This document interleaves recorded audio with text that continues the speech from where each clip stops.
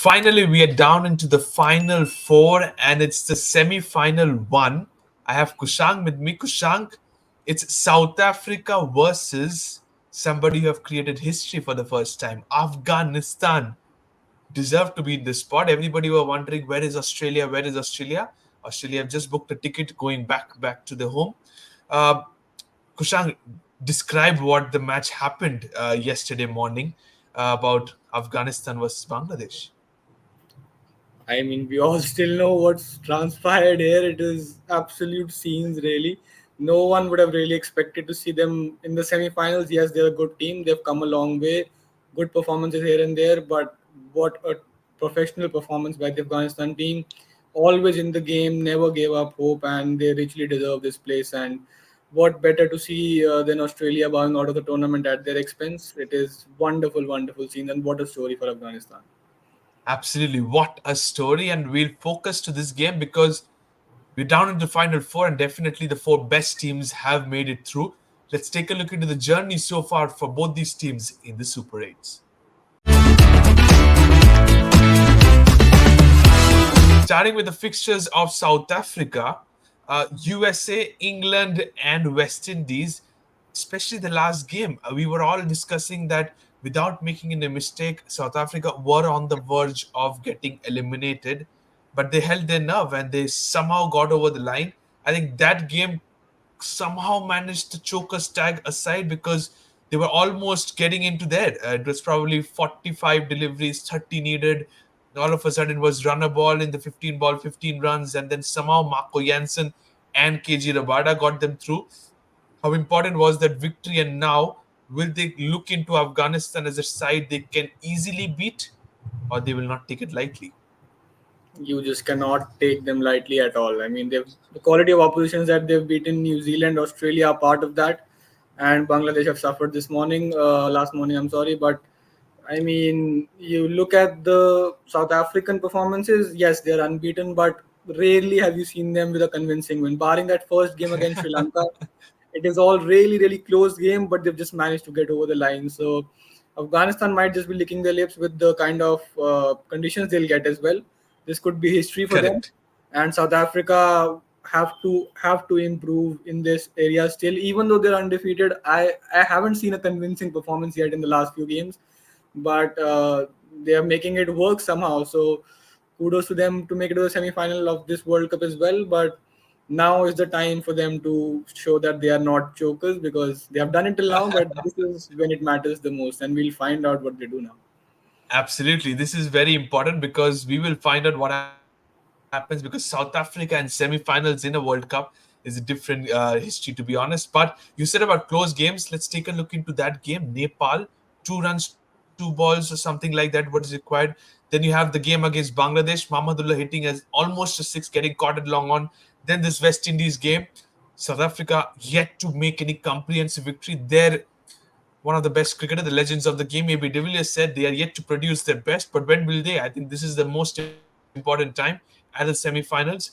But their opponents, Afghanistan, after losing comprehensively to India, nobody would have thought they would have done this. Two back-to-back greens, two back-to-back wins, and they are now playing the semi-finals. Yeah, as I said, this is an exceptional story and probably history in the making. They've already made history, but if they get into a World Cup final, I mean, there'll be nothing bigger than that for them. And we saw the pictures of the celebrations, how the people were out on the streets in large numbers. It means a lot to them, and they have they've really, really shown great grit and determination from the situation that they were in the Bangladesh game. Somehow to win it, that shows the kind of quality that they have. And as I said, the conditions in the semi-final as well against a South African batting order that has not yet fired on all guns. This could very well be one of the greatest stories in world cricket ever. Absolutely. It could be the greatest stories. Afghanistan will definitely dream of one to make it to the finals. What an achievement that would be. But we're done with the fixtures. Let's take a look into where these two teams will play in semi final one.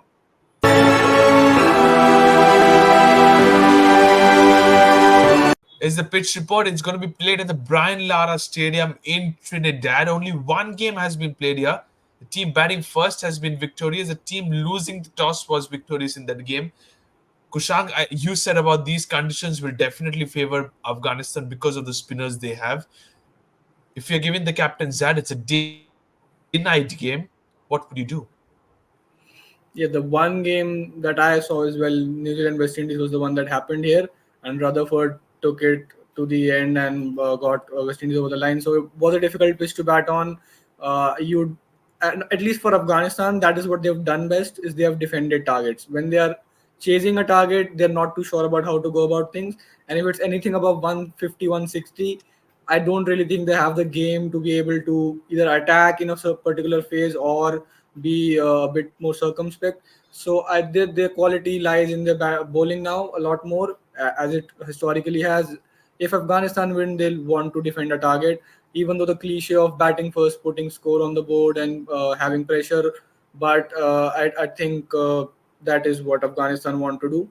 They want to defend a Okay. target. But with South But, Africa, I think they've done both things well. You just never know what they'd want to do. but yesterday morning we saw Afghanistan, like you rightly mentioned, won the toss, elected to bat, but only posted 115.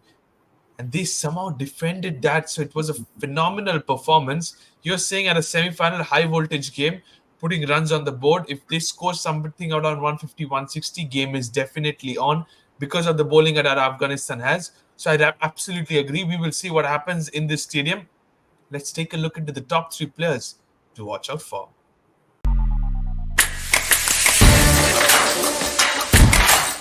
Here, top three players, according to me, for South Africa, it's Quinton de Kock, who's coming into form at the right time, David Miller, and Hendrik Nokia.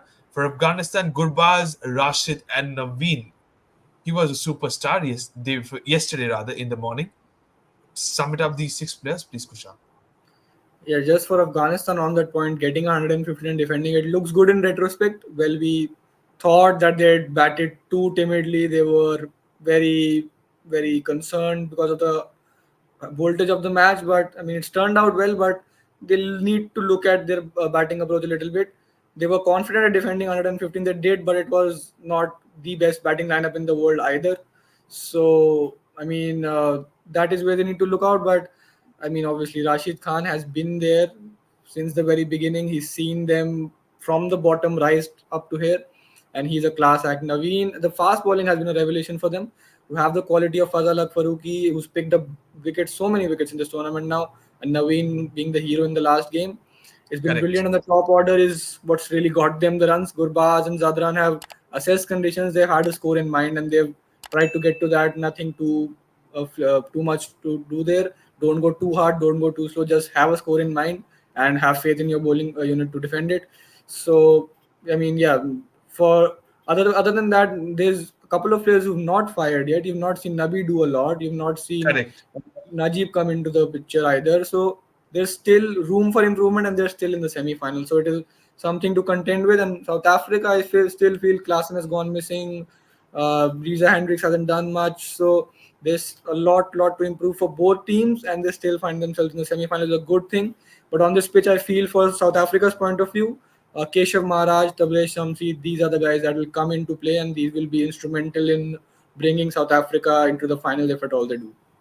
Absolutely, and that is the right statement. To be very honest, both these teams have yet to make their mark, yet to be at their best, but still make it to the semis. That's a massive achievement. That's the reason why they say the entire team, some of the others, stepping up and contributing, and that's the reason why they are into the final four. Let's take a look into the top three battles in this game.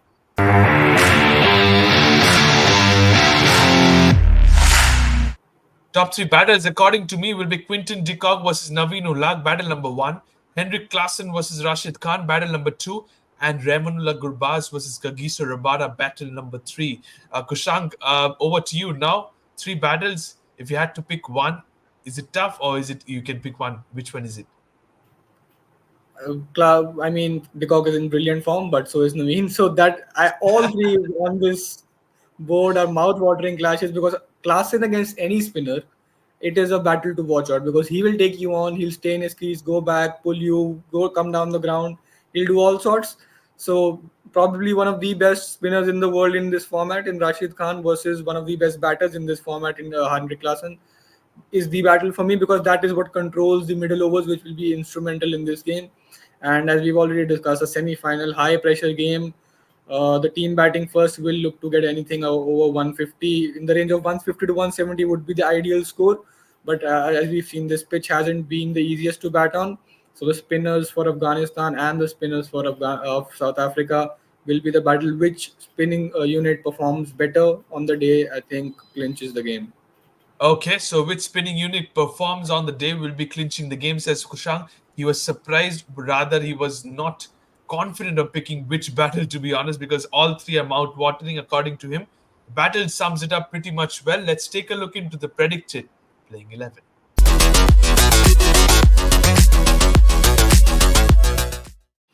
So here is the predicted playing 11, starting with South Africa. You said about Keshav Maharaj. Does Keshav Maharaj fit here? But does Tabre Shamsi also fit here? I haven't gone with. I have gone with Batman, Rabada, Nokia, Maharaj. What's your take? This is a toss up because they've taken this call in the previous game as well. It is a toss up between one fast bowler and Tabrez Shamsi. So that is the call that they need to take on the day, given what the pitch will be like. The game that we've seen before, it assisted the spinners quite a bit. They will hold up in the surface, spin a bit as well. So I think it's a fine line. They in my opinion, should be playing Shamsi because he might go Okay, for 30-35 in the 4 overs, but he'll pick you 3 or 4 very important wickets. So I think absolutely. that might just be the way to go forward. Who goes out is still a very difficult question. Marco Jensen is the one that comes to mind because his bowling hasn't been as good. But But he's fighting with the bat. yeah, just because of his ability with the bat, he might just keep his place. But other than that, then Bartman is the only one that comes under the scanner. Nokia and Rabada are too experienced to be left out. So that is one call that they need to take. But the batting is very set. Still, lot more to be desired from this batting lineup, and hopefully they turn up on the day and not choke again. Hopefully. Oh, okay, so you said it, not sure again, but you said about one change for South Africa. For this side, I don't think so. Any changes is required. Absolutely not. Quality spinners, there's quality fast bowlers. There's not a lot that you want to change. Nabi, Rashid, and Noor. I mean, what better than that? And the top order is batting brilliantly. Azmatullah can bowl in the power play. Gulbadin has been brilliant. He's been instrumental in the last 2 games, obviously. And Fazalak and Naveen, I mean, absolutely brilliant under pressure in all these games. We did not expect it, and they've done it absolutely brilliantly.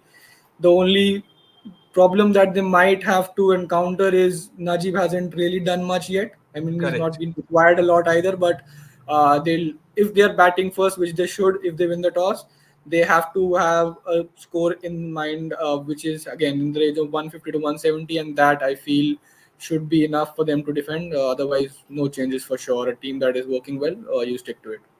Okay, so no changes for Afghanistan, one change for South Africa, as Kushank said. We're done with the predicted playing 11. Let's take a look into the predictions time now. Semi-final one, South Africa versus Afghanistan, ladies and gentlemen, at Trinidad. Before I tell Kushang to give his predictions, if whatever he says, the opponent team, don't lose hope because he has a fantastic record whenever he says so. Kushang, over to you. I know you were definitely thinking about it. Give your presentation, please. I mean, you can take it the way you want to, but I'll say South Africa. Let's put it that way then. I'll say South Africa, and the rest will take care of itself. Okay, so he says South Africa. The viewers will definitely know he's hinting towards some other side, but let's be honest, 60-40 South Africa for you. I don't want to be honest. I don't want to jinx them. It's a brilliant story. I want to see them in the final. I'll say South Africa. I'll say 100-0 to South Africa. Let's do that with it. Come on. 100-0 to the Proteas. Proteas might be jumping in joy, but we all know what happens when Kushank making his predictions. We're done with this. Thank you so much, Kushank. Let's see whether your predictions goes right or whether your jinxing goes right. We will definitely come to know tomorrow by the end of the morning. But we're done with this. Thank you so much, Kushank. Thank you to all the viewers for watching this video. Semi-final one is done. Let us know in the comments section, who do you think, whether it's Kushank you're going with, or is it your opinion, whether you think Afghanistan or South Africa will make it to the semis. Let us know in the comments. Till then, don't forget to subscribe to Fifth Umpire. Press the bell icon as well. Till then, thank you so much and bye-bye.